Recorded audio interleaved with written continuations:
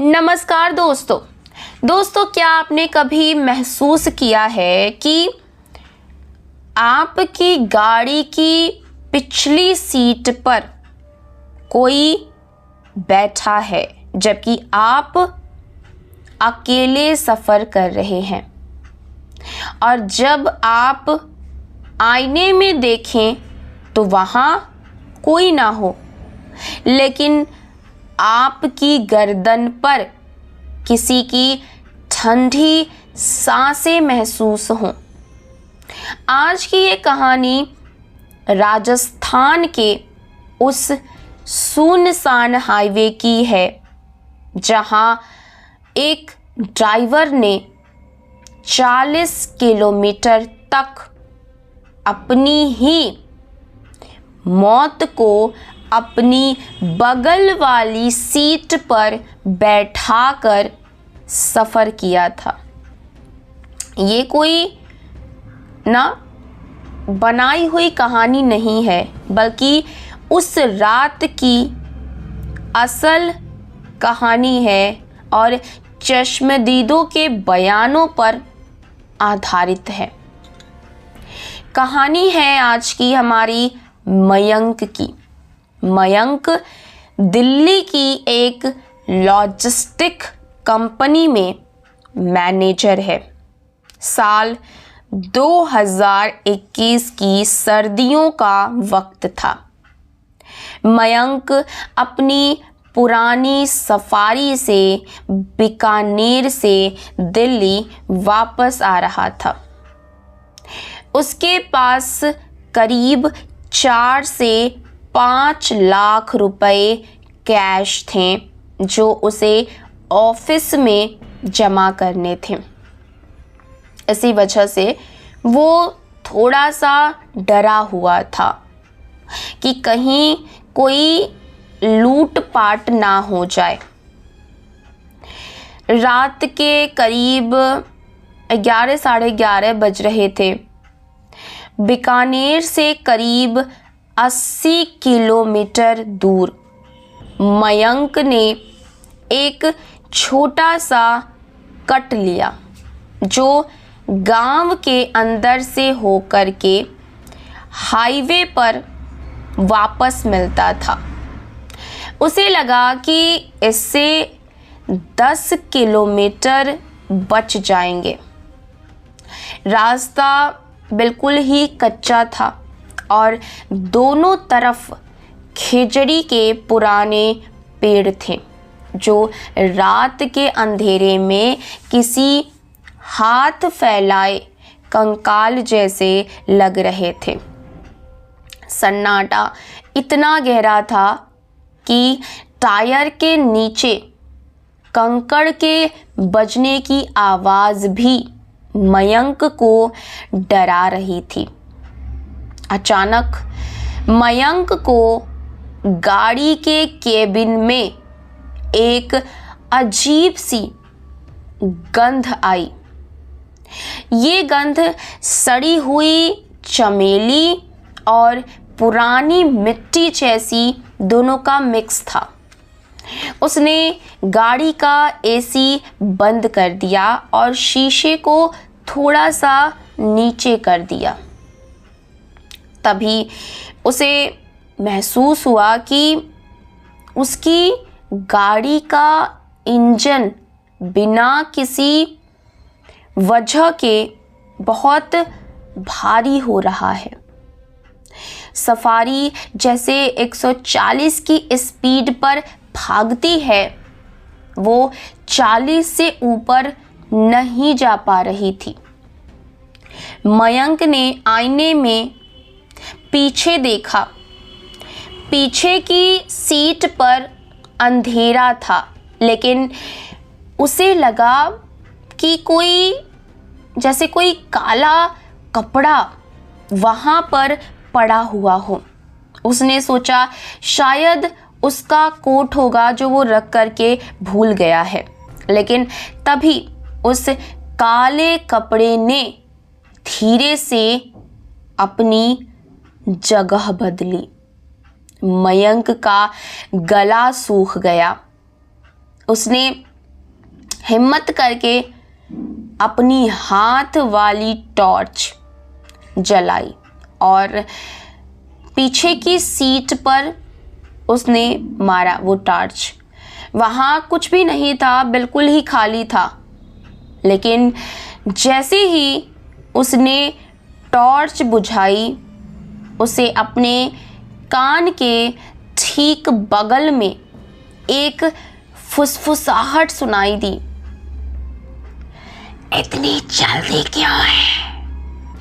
मयंक के हाथ कांपने लगे। उसने गाड़ी रोकने की गलती लेकिन नहीं की, क्योंकि उसे याद आया कि बड़े बुजुर्ग कहते हैं कि ऐसी जगहों पर गाड़ी रोकना मतलब अपनी ही मौत को दावत देना है।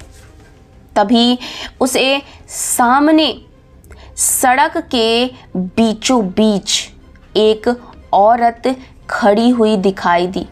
उसने फटे हुए लाल रंग के कपड़े पहने थे। मयंक ने ब्रेक नहीं मारा। उसने आंखें अपनी बंद की और गाड़ी को तेजी से निकाला। उसे लगा कि गाड़ी किसी चीज से टकराई है।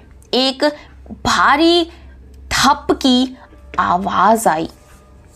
उसने सोचा उसने किसी को मार दिया। वो गाड़ी रोकने ही वाला था कि उसने आईने में देखा। वो औरत सड़क पर नहीं थी, वो उसकी गाड़ी की छत पर थी।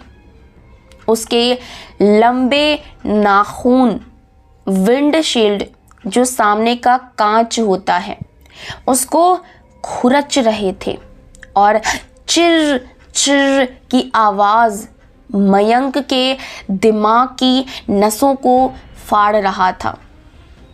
मयंक ने तुरंत ही हनुमान चालीसा पढ़नी शुरू कर दी, पर उसे लगा कि जैसे जैसे वो हनुमान चालीसा पढ़ रहा है, बाहर वाली जो भी चीज़ है वो और ज़्यादा गुस्सा हो रही है। कांच पर दरारें पड़ने लगी। मयंक ने देखा कि डैशबोर्ड पर रखा पानी का बोतल अपने आप जम गया था, जबकि बाहर उतनी ठंडी नहीं थी कि कोई पानी का बोतल जम जाए। उसे महसूस हुआ कि उसकी बगल वाली सीट धीरे धीरे नीचे की तरफ दब रही है, जैसे कोई भारी वजन वहां पर आकर के बैठ गया हो। करीब 40 किलोमीटर आगे चलने के बाद एक पेट्रोल पंप आया। वहां लाइटें देख करके मयंक ने गाड़ी सीधे अंदर घुसा दी। पेट्रोल पंप के लड़के मयंक की तरफ भागे। मयंक बेहोश होने वाला था। जब वो उतरा तो उसने देखा कि उसकी गाड़ी के बोनट और छत पर इंसानी उंगलियों के निशान थे, जो लोहे के अंदर तक धंसे हुए थे। पेट्रोल पंप के एक बुजुर्ग मालिक ने मयंक को वहां पर पानी पिलाया और गाड़ी देखते ही वो बोले, बेटा आज बच गया तू। इस रास्ते पर 10 साल पहले एक औरत का एक्सीडेंट हुआ था, जो आज भी किसी ना किसी की गाड़ी में लिफ्ट लेती है। अगर तूने वहाँ पर गाड़ी रोक दी होती तो कल सुबह तू भी उसी गन्ने के खेत में मिलता। मयंक ने जब अपना कैश वाला बैग चेक किया तो बैग के अंदर सूखे हुए चमेली के फूल भरे थे। वो पैसे जो उसने खुद रखे थे वो वहाँ पर नहीं थे। अब मयंक बहुत ज़्यादा डर गया था, लेकिन उसके पास अब कोई चारा भी नहीं था। वो वहाँ से जैसे तैसे करके बाहर निकला और जब वो ऑफिस पहुँचा तो उसके मालिक ने उसको बहुत कुछ सुनाया और उसे नौकरी से भी निकाल दिया। लेकिन मयंक ने उस रात जो महसूस किया वो कोई भी नहीं समझ सकता कि उसके साथ उस रात क्या बीती थी। उसकी नौकरी भी चली गई और उसके साथ वो हादसा भी हुआ। आज मयंक को दूसरी नौकरी तो मिल गई है, लेकिन उसे उस रात का अफसोस है कि उस रात उसने वो शॉर्टकट क्यों लिया। आज की कहानी में बस इतना ही। आपको वीडियो और ये स्टोरी कैसी लगी है कमेंट्स में ज़रूर बताइएगा। हम मिलेंगे अगली वीडियो में, तब तक अपना ख्याल रखिएगा, मेरा इंतज़ार करिएगा, चैनल को ज़रूर से सब्सक्राइब करिएगा। Bye bye, take care.